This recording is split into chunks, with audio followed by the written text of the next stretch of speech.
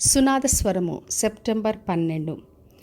కాబట్టి వెళ్ళుము, నేను నీ నోటికి తోడయుండి నీవు ఏమి పలకవలసినది నీకు బోధించుదునని అతనితో చెప్పెను. నిర్గమకాండము 4వ అధ్యాయము 12వ వచనం. దేవుడైన యెహోవా మోషేతో ఈ మాటలు చెప్పాడు.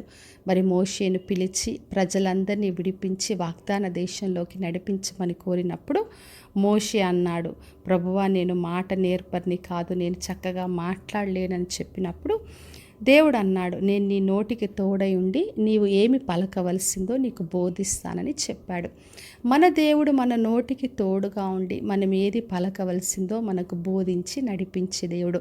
అందుకే మోషేకు తోడుగా అహరోను పంపించాడు. తర్వాత వాళ్ళు వెళ్ళి ఫరో దగ్గర నుండి ప్రజలందరినీ కూడా ఆ దాస్యములోంచి విడిపించారు. మరి మన దేవుడు మనకు తోడుగా ఉండి ఏది మాట్లాడాలో, ఏ సమయంలో ఏది ఎలా పలకాలో మనకు నేర్పించి బోధించి మనల్ని ధైర్యంతో నిలబెట్టి వాడుకుంటాడు. మరి దేవుడు మనల్ని పిలుచుకున్నప్పుడు మనం ఎన్నో విషయాల్లో మన బలహీనతల గురించి మనము ముందుకు వెళ్ళలేము, మాటలు సరిగ్గా రావనో, చదువుకోలేదనో, మనం చక్కగా పని చేయలేమని చెప్పి దేవునితో చెప్తుంటాం. అయితే దేవుడికి మన బలహీనతలన్నీ తెలుసు. మనకున్న ప్రతి బలహీనతలో తను బలపరిచి మనల్ని వాడుకుంటాడు. మరి బలహీనుడైన గిద్యోను ఆయన బలపరిచాడు. ఆయనను గొప్పగా దేవుడు వాడుకున్నాడు. నేను బాలుడనని చెప్పి ఇర్మియా చెప్పినప్పుడు ఆయనను బలపరిచి గొప్పగా ప్రవక్తగా దేవుడు వాడుకున్నాడు.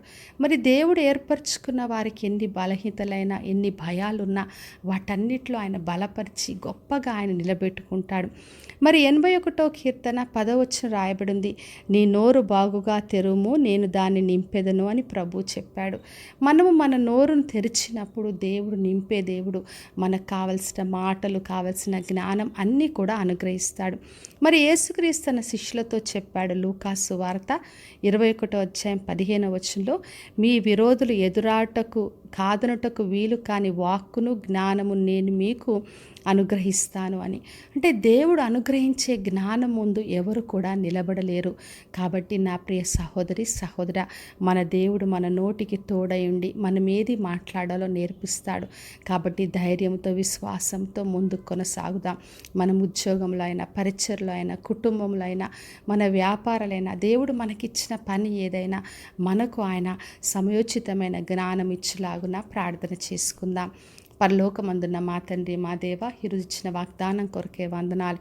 ప్రతి ఒక్కరిని దీవించి ఆశీర్వదించండి ప్రభువా.